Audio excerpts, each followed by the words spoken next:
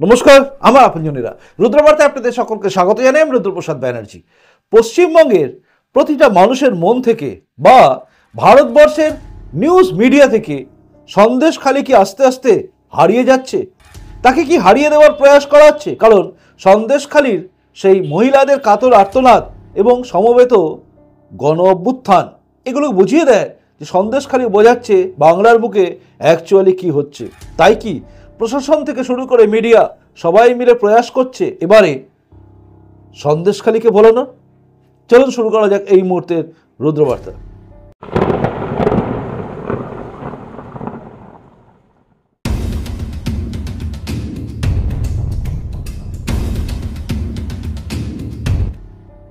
আপনারা জানেন সন্দেশখালি ঘটনা নিয়ে এখনো পর্যন্ত ভারতবর্ষে আপনি যদি বিভিন্ন মিডিয়া দেখেন তাহলে সন্দেশখালি কিন্তু প্রথম দিকে থাকে এবং তার সঙ্গে সঙ্গে এক্স হ্যান্ডেল যদি আপনি ফলো করেন তাহলে দেখবেন ট্রেন্ডিং লিস্টে সবচেয়ে উপরে রয়েছে কিন্তু ওয়েস্ট বেঙ্গল, মমতা ব্যানার্জি এবং সন্দেশখালি। এই তিনটে ঘটনা কিন্তু একসঙ্গে রয়েছে, মানে তিনটে ট্রেন্ড। এই তিনটে ট্রেন্ডই এক জায়গায় গিয়ে মিশে, সেটা হচ্ছে সন্দেশখালি। সন্দেশখালির উপরে বিভিন্ন মিডিয়া বিভিন্নভাবে বিবৃতি দিয়েছে, বিভিন্নভাবে আন্দোলন চলেছে, বিভিন্নভাবে সব কিছু চলছে, কিন্তু বর্তমানে একটা নতুন পরিস্থিতি তৈরি করা হচ্ছে, হচ্ছে সন্দেশখালির ব্যাপারটাকে আস্তে আস্তে মানুষের মন থেকে ভুলিয়ে দেওয়া। আর চেষ্টা করা হচ্ছে সন্দেশখালির মহিলারা যারা আওয়াজ তুলেছিল ক্যামেরার সামনে তাদেরকে মিথ্যেবাদী প্রতিপন্ন করার, এবং সেটা মিডিয়া থেকে শুরু করে পুলিশ প্রশাসন সবাই মিলে একযোগে করছে এবং তার ফলে সবাই একটু কিন্তু দ্বিধা বিভক্ত হয়ে যাচ্ছে। আর বুদ্ধি বেঁচে খাওয়া, ভাড়ায় থাকা, ভাড়ায় খাটা ভাতাজীবী, মানে যাদেরকে সোকল্ড বুদ্ধিজীবী বলা হয়, তারা একটা সুযোগ পেয়ে যাচ্ছেন যে সবই রাজনৈতিক চক্রান্ত। তাই তারা আবার হয়তো খোলস ছেড়ে বেরিয়ে এসে অন্য কোনো রাজ্যের দিকে তাকাবেন। এরকম একটা পরিস্থিতি তৈরি করা হচ্ছে। কেন? আপনাকে এটা জানতে হবে। তার কারণ হচ্ছে বাংলার বুকে সমস্ত মানুষের চোখের সামনে যে ঘটনা ঘটে গেছে, যেটা খুব ব্রেকিং নিউজ হিসেবে ছিল এবং যেটা খুবই ভাইরাল হয়েছে বিভিন্ন সময়, সেটা হচ্ছে আমাদের রাজ্যে সন্দেশখালির মা বোনেদের চিৎকার, মায়েদের আর্তনাদ, আমাকে বাঁচাও, যেটা রাজ্যপাল ডক্টর সিবি আনন্দ বোসের সামনেও শুনেছি আমরা, যেটা নিয়ে আমার একটা প্রতিবেদন ছিল, আপনারা জানেন। বাংলার মানুষ আর্তনাদ করছে, বাংলার মানুষ বাঁচতে চাইছে। একদিকে দুর্নীতি, অন্যদিকে এরকম অত্যাচার, যেখানে বাড়ির মেয়েদের বা মায়েদের যেটা অভিযোগ সেটা হচ্ছে টাকা হচ্ছে, বলা হচ্ছে, তুলে নিয়ে যাওয়া হচ্ছে, নিয়ে গিয়ে মনোরঞ্জন করা হচ্ছে। এগুলো সবই আপনি মিডিয়াতে পেয়েছেন। এমনকি এখনো পর্যন্ত বিভিন্ন মিডিয়ায় পাওয়া যাবে যদি সার্চ করা যায়, যদি না তারা মানে সেই সমস্ত মিডিয়ারা ডিলিট করে দেয়। কারণ ডিলিট করার প্রয়াস একটা চলছে, মানুষের মন থেকে ভুলিয়ে দেওয়ার চেষ্টা চলছে। আপনারা জানেন এই রাজ্যে সন্দেশখালি ঘটনা যখন ঘটছে সেদিনে কিন্তু মমতা, মানে সন্দেশখালি যখন মেয়েরা প্রতিবাদ করছে তখনই মমতা বন্দ্যোপাধ্যায় 500 টাকার জায়গায় 1000 টাকা করে লক্ষ্মীর ভাতা ঘোষণা করছেন। অর্থাৎ একদিকে মানুষের মনকে ডাইভার্ট করার চেষ্টা, যে বাংলার মায়েদের মন যেন ওই দিকে না চলে যায়। কারণ সবচেয়ে বড় পরিবর্তনের জায়গা নিয়ে আসে সেটা হচ্ছে বাংলার মা বোনেরা। এক ব্যাপক সংখ্যক থাকা এই মা বোনেরা, এরা কিন্তু চাইলে অনেক কিছু করতে পারে, কিন্তু তারা দ্বিধা বিভক্ত হয়ে যায়। কোন দিকে 1000 টাকা দেওয়া হচ্ছে, তো কোথাও বলা হচ্ছে এগুলো হচ্ছে সব সাজানো ঘটনা। আচ্ছা, আমার একটা প্রশ্ন রয়েছে আমার প্রত্যেকটা মা বোনেদের কাছে। আপনাদের কি মনে হয় এই সমস্ত মহিলারা মিথ্যে কথা বলতে পারেন? বলবেন যে আমাদের তুলে নিয়ে যেত বাড়ি থেকে, সুন্দরী মেয়েদের ডাকতো, বউদের ডাকতো, এগুলো মিথ্যে হতে পারে? এত মিথ্যে কেউ বানিয়ে বলতে পারে মিডিয়ার সামনে একযোগে, একসঙ্গে, এক সূত্রে? জানাবেন আমাকে। অর্থাৎ আমার তো জানা নেই এতগুলো মিথ্যে বলা যেতে পারে কিনা।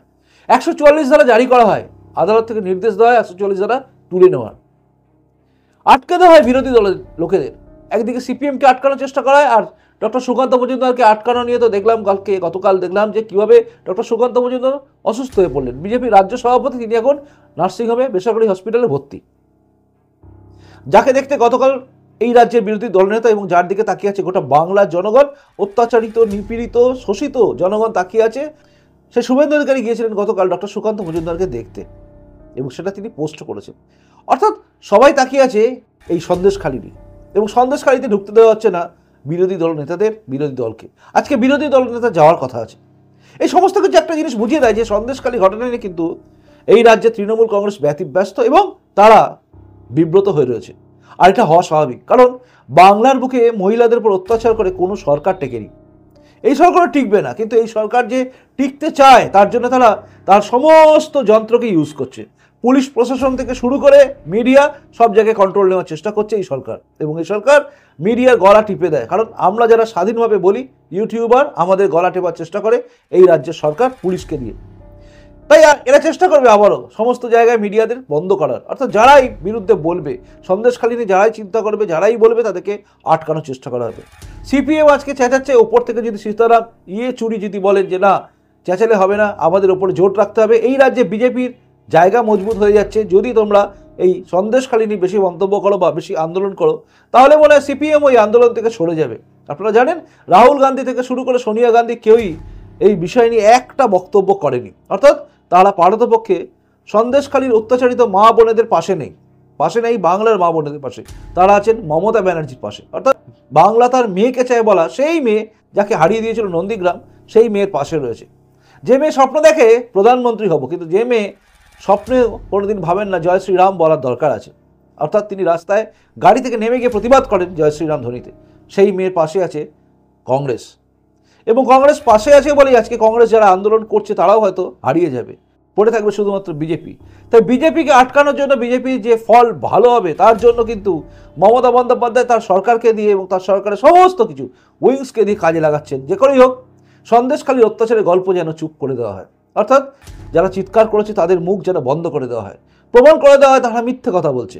আজও কামদুনির মায়েরা যারা সেই কামদুনির কাণ্ড নিয়ে বিচারের আশায় নেমেছিল তারা আজও ঘুরে বেড়াচ্ছে, কারণ কামদুনি কাণ্ডে অপরাধীরা ছাড়া পেয়ে যায়, আদালত থেকে আদালতে দৌড়তে হয় কামদুনি কাণ্ডের প্রতিবাদী মা বোনেদের শাস্তি পাওয়া যায়। আজকে বাংলার জনগণ কি ঘুমোবে? বাংলার মা বোনেরা কি ঘুমোবে? এখনো তারা কি ভাববে যে মিডিয়া যেগুলো বলছে, মমতা ব্যানার্জি যেগুলো বলছে সেটাই ঠিক, বাকি আমরা যারা বলি তারা ভুল? অর্থাৎ যারা চিৎকার করে করে একদিন চেঁচিয়ে বলেছেন যে আমাদের বাড়ি থেকে তুলে নিয়ে যেত, অত্যাচার করতো আমাদের, সব মিথ্যে। মনে রাখবেন সন্দেশখালী এমনই একটা জায়গা যেখানে হচ্ছে ভুটভুটিতে করে বা লঞ্চে করে বা নৌকায় করে যেতে হয়, মানে দ্বীপ, সেখানে গিয়ে সব কিছু সম্ভব। একচ্ছত্র অধিপতি, মানে একচ্ছত্র যদি বলেন কি বলে সাম্রাজ্য চালাতো এই শেখ শাহজাহান। তাই শেখ শাহজাহানের বাড়িতে তল্লাশি করতে গেলেই সেখানকার শেখ শাহজাহানের লোকেরা, লোক লস্কর, তারা ইডিকে মারধর করে, ইডির মাথা ফাটিয়ে দেয়। ভাবতে হবে আপনাদের আমরা কি করব, কারণ আমরা যদি এইভাবে চুপ করে থাকি, আমি জানি আমি চুপ করে থাকি বা আমি কি করব আমাদের ভাবলেই আপনারা ভাবছেন হয়তো কি আক্রমণ করব। না, আমি কখনোই বলি না গণতন্ত্র উপায়কে ছেড়ে দিয়ে অন্য কোনো উপায় ধরার জন্য, কারণ অস্ত্র শেষ কথা বলে না, শেষ কথা বলে মানুষের মন, মানুষের জোর, মানুষের ভোট।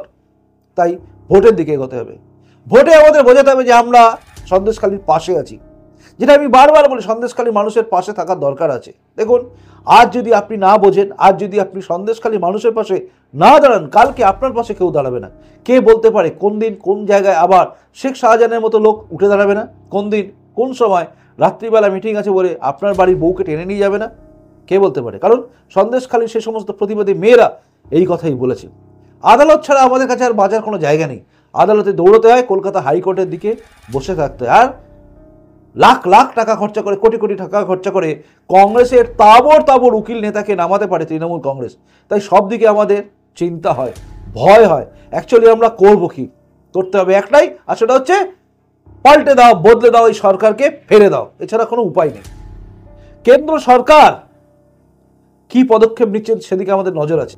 রাজ্যপাল এই ডক্টর সিবি আনন্দ বোসের ওপর ভরসা আমার কোনোদিনই ছিল না, আজও নেই। তিনি কিছুই করতে পারবেন না আমার মনে হয়, কারণ তিনি করতে চান না, করতে পারতেন কিন্তু করেন না।